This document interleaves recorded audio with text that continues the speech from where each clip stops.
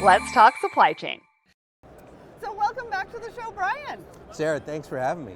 I am so excited to be here with you at Home Delivery World. It's June 2023 in Philadelphia, and we were on stage earlier today talking about last mile, talking about customer experience, talking about how supply chain is, it's a huge role, it's a huge part of the customer experience and what we're doing for retailers as, delivery, last mile delivery, as companies like SEKO, as the white glove service, and it's making all the difference. So before we get into that, talk to me about SEKO. What do you do? Remind everybody what it is that you do and how you help your customers. Yeah, no problem, Sarah. So I'm Brian Burke.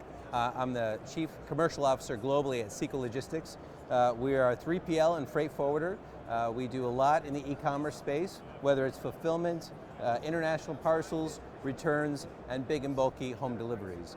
We do this in over 60 countries with 150 locations, but we started right here in the United States. Our global headquarters is Chicago, and we have regional headquarters in Paris, London, and Hong Kong. So we truly are a global company, and we're global first, but a lot of what we've done in Innovate and Last Mile was done right here in the United States.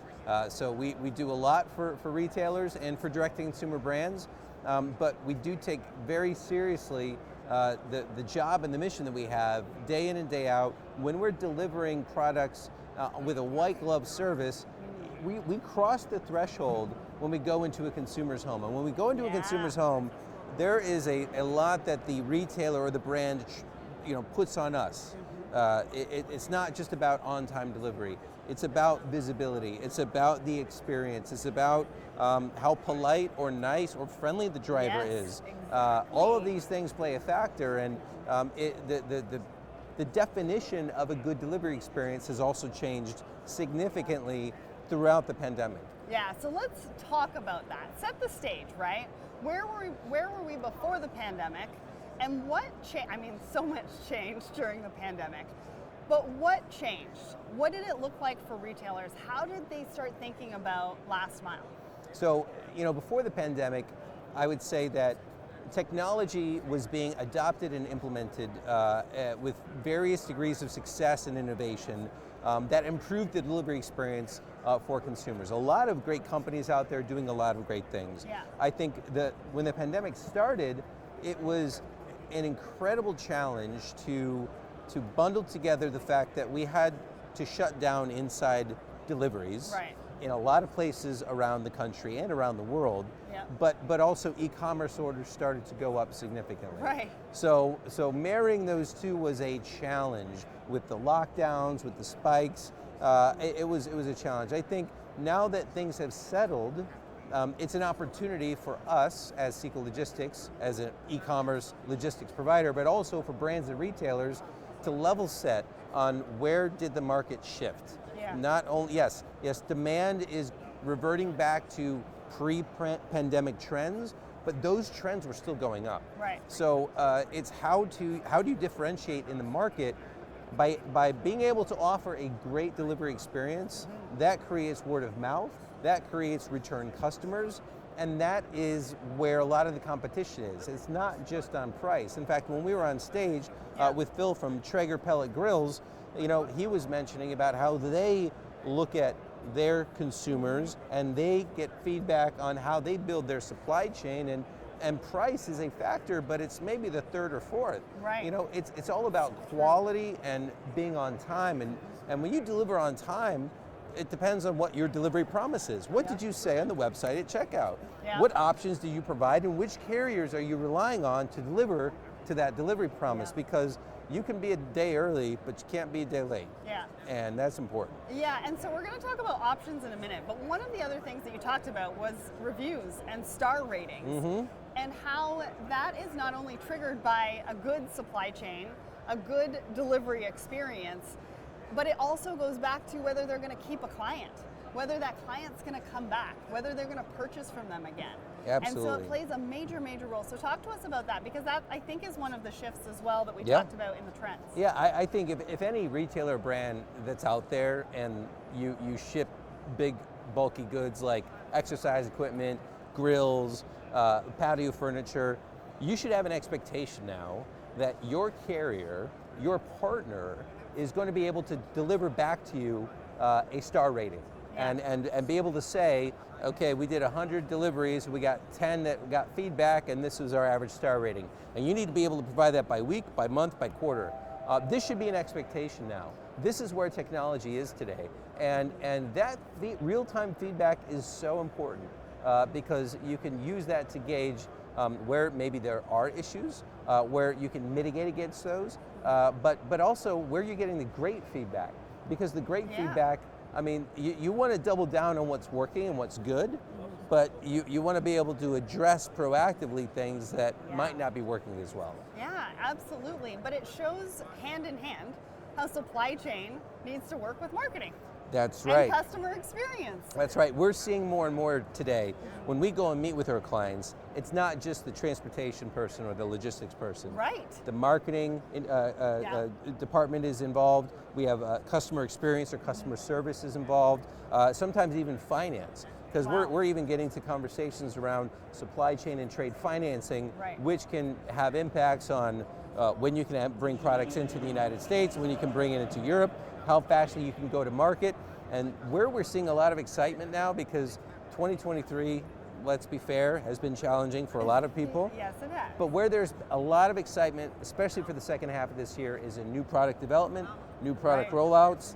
That's getting our customers excited. That's leading to forecast, ticking upwards, and we're really positive about the second half of this year. So let's talk about that. What are the trends that you're seeing right now in fulfillment and inventory? And get out your crystal ball, because I want you to talk about what you think the last half of 2023 is going to look like into 24. Because people just don't know. Yeah. They just don't know what's going to happen. And I know you don't have a crystal ball. No. But I know you talk to a lot of people, and I think you can put us on the right track. Yeah, so in order for us to look in the future, we do have to look at where we've come from. So if we look at where we've come from, the start of the pandemic, most people canceled their purchase orders. The economy kind of shifted overnight. But then after that, it became gradual, then sudden change as it related to increased demand, especially for e-commerce, and then the shift of the consumer to not spend as much on, let's say, experiences and services and more on goods. So a lot of people decided to renovate their homes and upgrade their furniture and upgrade their exercise equipment all at the same time, all around the world. At the same time. All at the same time. And you know, that the supply chain, global trade wasn't built for that. We like to say that, you know, the supply chain is like church, right? And you don't build a church for Easter or Christmas. That's a saying, an analogy to basically dictate we're not built to be in peak season continuously for 18 months, which is what we were basically in. And it's not how we thought about supply chain going into the pandemic. So that created a lot of congestion, that created a lot of supply chain constraints, and even if you were able to get a container, maybe you couldn't even get your manufacturer to deliver the products on time because they were behind. Raw materials costs were going up, on down the line. So the issues we have today and how we think about the future is, over the past 9 months, there's been a deceleration in demand. There's been a shift back from goods towards services. People are flying again. If any of you have flown or rented a hotel, you and I both. You know that the costs have gone up because everyone's doing the same thing all at the same time. So there's going to be this reverse bullwhip and rebalancing that's happening right now. So a lot of shippers, a lot of our clients, a lot of retailers, they are burning through their inventory. A lot of them had too much inventory to match sales. So a lot of companies have been really successful at doing that through this year, and we're almost halfway through 2023. So that's kind of a good news story out of what has been a challenging demand environment, because the supply has caught up. There are still some issues, but for the most part, lead times for purchase orders have gone back down to pre-pandemic levels. Raw material supplies and costs and inflation, they're going down. A lot of positive trend lines that we're seeing, and you know, jobs numbers, the economy. In the United States, we had something like called the debt limit. We got through that.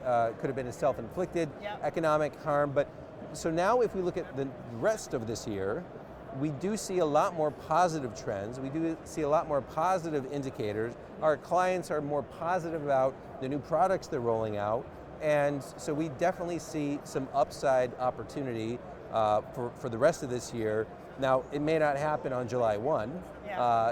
It's not going to happen maybe well, July if 15th. If it doesn't, we're going to come back to you, right? Yeah, we'll call it the Canada Day miracle, right?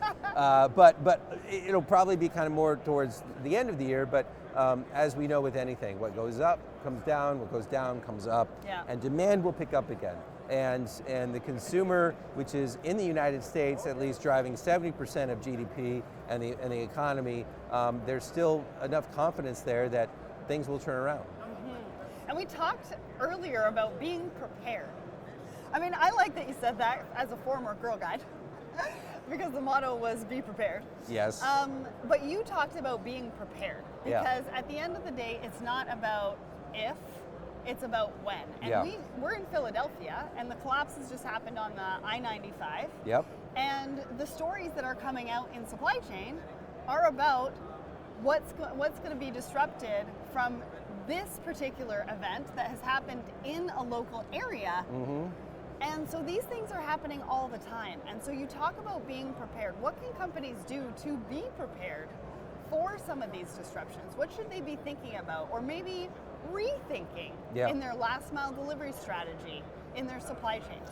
That's a great question, because I think what we've learned over the past 3 years is that if there's another shoe to drop, it will drop.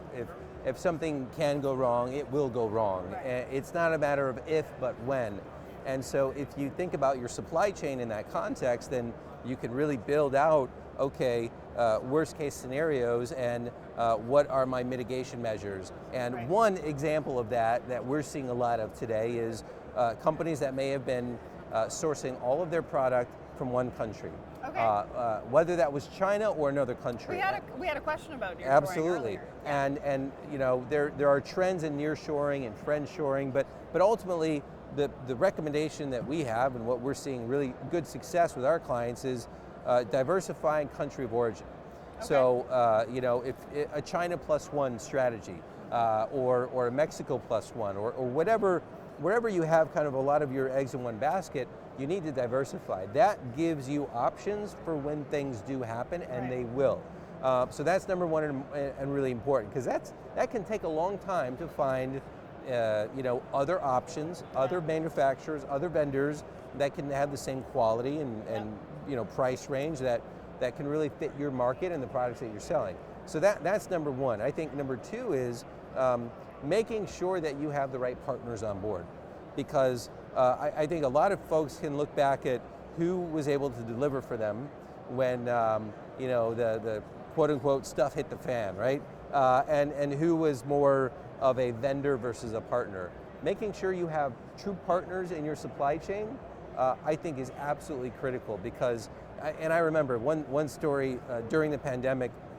We were talking to a company that makes suitcases, and they wanted help in getting capacity from Asia to the US. They were having problems with their current partners. And our team, I'd never seen this before, our team advised this potential new client, the CEO, stay with your partners. Wow. We're not going to be able to deliver for you, because it was so challenging in the time. At the time, if you had consistent volume through a partner, you were slotted that capacity, Right. and you were guaranteed that capacity, and to be able to shift to a new partner, that added undue risk. It would have added undue risk. Yeah. And so knowing when somebody can deliver and follow through with what they're selling or offering, that's so critical, that's so important. And we were able to walk away with that, with knowing that we were giving them the best advice. Because it was challenging for everyone to find capacity at that time. Now, of course, things are different. We don't have the congestion. If you wanted to move a container, you could do so without much of a problem. There is some, idling of ships and things going on the containerized trade capacity side, but ultimately things are running smoothly. So it's a little more difficult to test and challenge, your existing partners, but you don't have to look that far back to really understand who helped you. Yeah, and Bill from Traeger, from our conversation this morning, he talked about how important partners are. And you've been a partner of his specifically throughout his supply chain journey. Yeah. And, let's talk about that, because a good partner is going to give you advice, whether it benefits them or not. Yep. But they're also, like you said earlier, an extension of your business, depending on what they're doing for you. Yeah. And you're doing last mile delivery, you're doing white glove service. So talk to us about the importance of partnership, where that comes in. I know sustainability is a big issue when it comes to who you're working with. Yeah. The extension of the customer experience. And a lot of retailers are looking for that customized delivery experience for the client. And I know you have innovative ways, from like packaging to all sorts of things that you're testing out. So talk to us about what it's like to partner with SEKO. Yeah, so it's a great question. What it's like to partner with SEKO, or even work with any partner in supply chain logistics. When we do their fulfillment, we're responsible for getting orders out on time. Yeah. But we're also responsible for how that package looks when they have the unboxing experience. Yes. We've been migrating away from propane powered forklifts, for example, in our facilities, and moving towards decarbonization with electric fleet and material handling equipment. And although that's great for the environment, ultimately what it also does is it removes soot and dust that collects on the boxes. And when you do that, you make sure that the products you do send out on the behalf of the retailer or brand aren't dirty. And it's those little things, to have those conversations with our customers to say, hey, we're an extension of your delivery experience. What can we do together and collaborate? And whether that's working through, do you want post-consumer recycled packaging or do you want biodegradable packaging?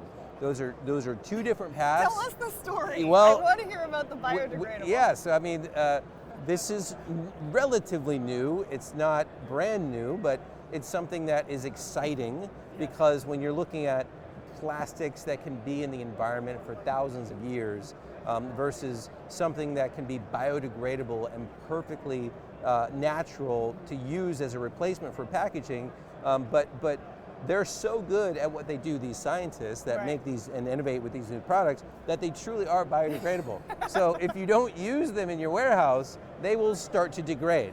Or if you deliver in the rain? Yeah, that's a whole nother conversation. Okay. But ultimately, now that's a new factor that we have to plan for. So it's not like we can just buy a bunch of bulk inventory and let it sit and draw it down as we need it. Now we have to kind of think about it more as a perishable resource. Yes. But some of our customers, they're very interested in that as an option, versus others are okay with 100% post-consumer recycled material. There's a cost to both. They aren't cheaper than the more harmful products that are out there, but these are choices that our customers are making in response to what their consumers are demanding. And you need to be able to partner with someone on what are the options, what's the best for my business, and if you make that small little choice on type of packaging, that can have a brand perception shift or change or impact for all the thousands of customers that you're delivering your product to. Well, and you mentioned something earlier about QR codes too. Yeah. Like, you're actually you're taking it even further than supply chain. You're thinking about the packaging and what it means to their brand, their business. Absolutely. Talk to us about that. So when we think about shipping and logistics, there are a number of opportunities to retarget market existing customers, which is, for a lot of direct-to-consumer brands, it can help reduce customer acquisition costs. And if as a partner, we're able to help think through some of these ways that we can help them, whether it's providing and spinning up a custom branded tracking portal, which we've done, that can actually have banner ads. So if you bought a shirt, maybe you want to look at pants, and so you can retarget. May also like. Yes, absolutely. I love that. And on the packaging itself, because one of the silver linings of the global pandemic is that everybody knows how to use a QR code.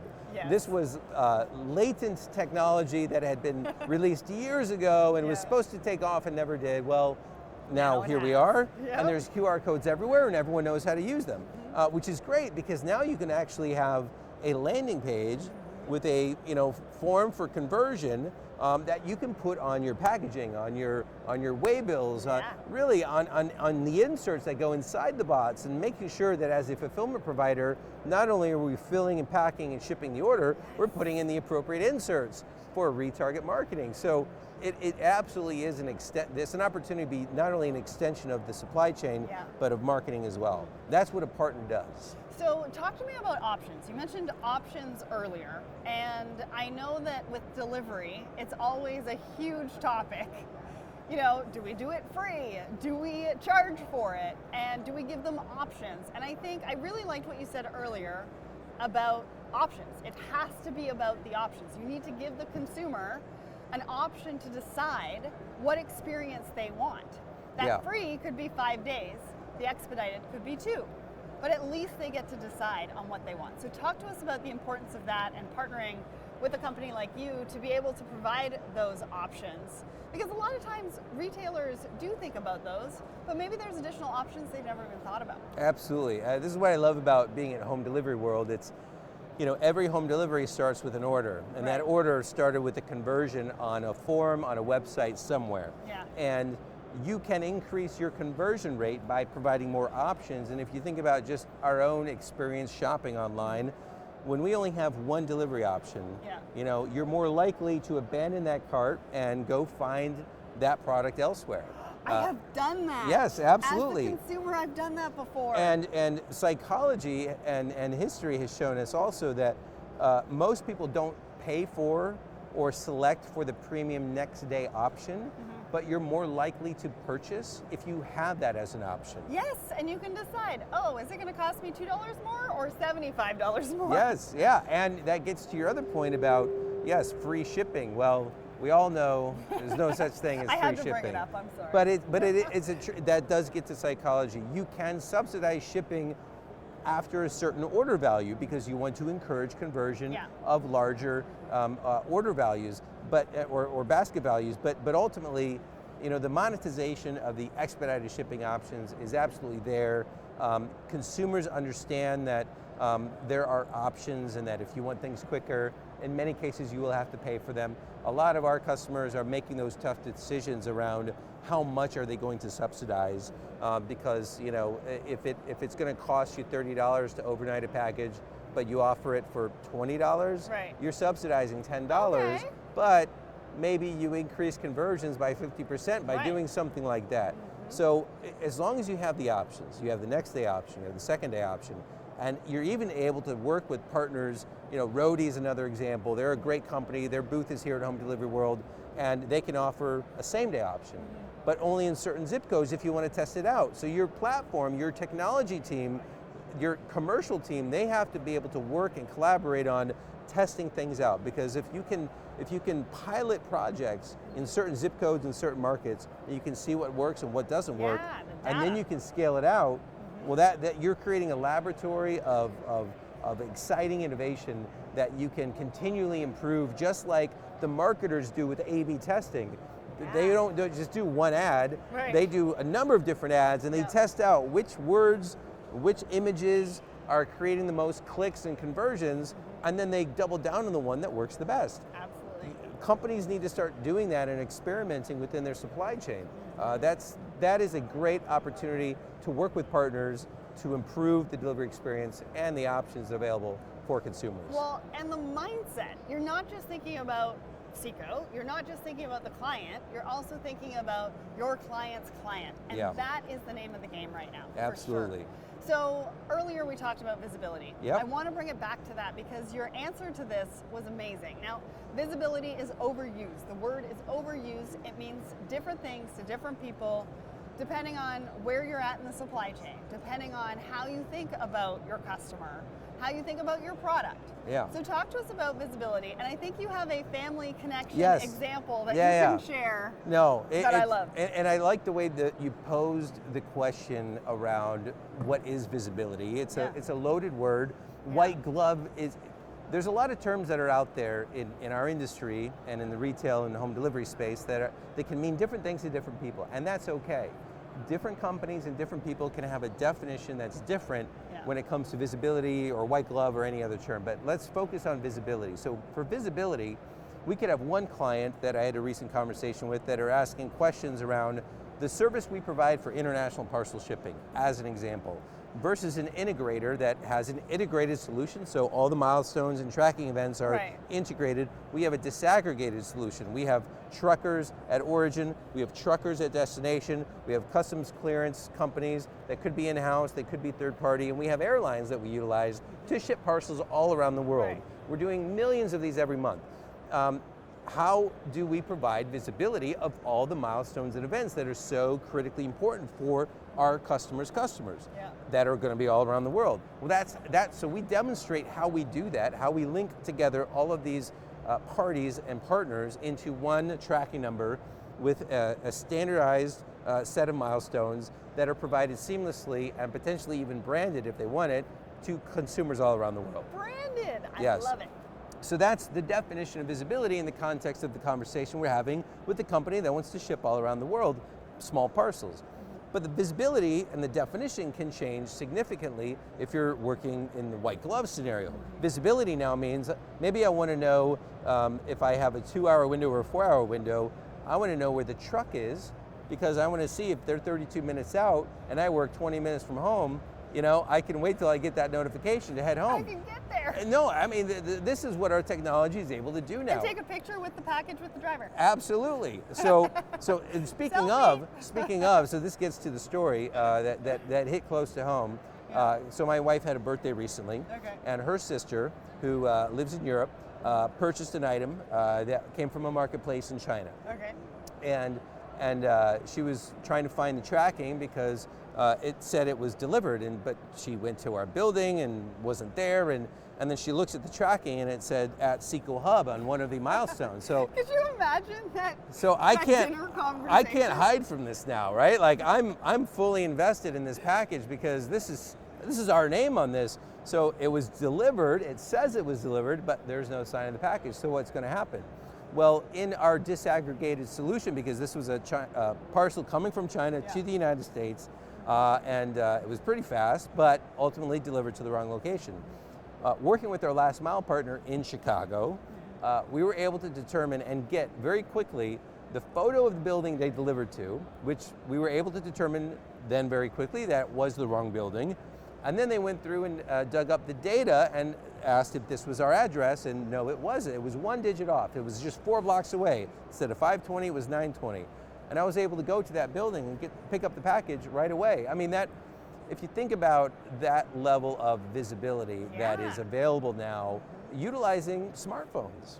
It's just a technology that everyone has, and it's allowed for companies like SEKO to work with partners like Bring and other third-party delivery companies like SpeedX or ACI or Roadie to now provide a lot more visibility, a lot more information that can mitigate bad delivery experiences and ultimately phone calls being put on hold. This is, all of that stuff is going away. The more information we can provide in the visibility journey, the less anguish is created, the less frustration, and the happier the customers are. And we're, my wife can now, have confidence that, ordering through this merchant, this marketplace, she knows the product's going to get to us in a timely way, and if there are errors, that we can address those as exception management. Well, and you can also have family dinner again. Sigh of relief. All right. So we're going to wind this down. What's the future of SEKO? What are you coming up with? Give us the tea. Yes. Because I want to know. Okay. Well, give us the secrets. So, what's coming up for SEKO Logistics? In the past 12 months, we've opened up in brand new markets that we'd never really been in before. We'd worked with, good agents that supported our client supply chain needs, but ultimately it's now come to a point where we need to have our own operations, our own team to better control the experience at origin or destination, depending on which way the goods are going. But we've opened up in Vietnam with a big team and lots of warehouses. We've opened up in Taiwan recently. We've opened up in Thailand. I'd say in the next 6 months, you're going to see news about even more expansions in Southeast Asia. All right. And that is going to be critically important for a lot of our clients that are diversifying that are seeking out new countries of origin for their supply chains. A lot of these countries are in play. So you'll definitely see that from us, more expansion, more new warehouses, more new facilities. Exciting. I was and just new in places for you to go. Yes, absolutely. Yeah, no, I was But at, you've got 6 languages under your yes, belt, so yeah, that yeah. does help. So I was just last November. I was in Vietnam meeting with our new team out there, Nice. and it is exciting because our customers they need services now at origin. Right. As an example, if you have too much inventory, where would you rather store that inventory? In California, or would you rather actually hold some inventory at origin? Hold it. Where Don't the pay cost taxes per and square duties. foot or cost per square meter is less, and yes, you don't Yep. bring it into the country yet. So there's a lot more options that we can provide for our customers, Awesome. which is really exciting. And when it comes to all things e-commerce, that's where it also gets exciting. We're going to continue to onboard new carriers, new last mile options. Sweet. We're going to continue to provide a better experience for global shipping all around the world, and we're going to continue to open up new fulfillment centers. I was just in one of our newest ones, which was in Rotterdam, brand new facility right off the port. Literally, you can see them restacking empty containers and repositioning them because we're neighbors with the port of Rotterdam. Wow. And that's to really keep up with the demand for e-commerce fulfillment in the European Union post-Brexit, where you need to be now in the EU, and the Netherlands is the best place to do that as an entry Rotterdam is point. a great place. Yes, it is. It's one Absolutely. of my favorite. The Netherlands is one of my favorite places. So, anyways, Brian, thank you so much for sharing all the insights on last mile delivery, what you're doing at SEKO. The future looks bright, not only for SEKO, but also for supply chain professionals, and you shared that with us. So, everybody, go and check out sekologistics.com. Connect with Brian on LinkedIn. And thanks so much for coming on the show. Thanks for having me, and thanks for being here at the booth.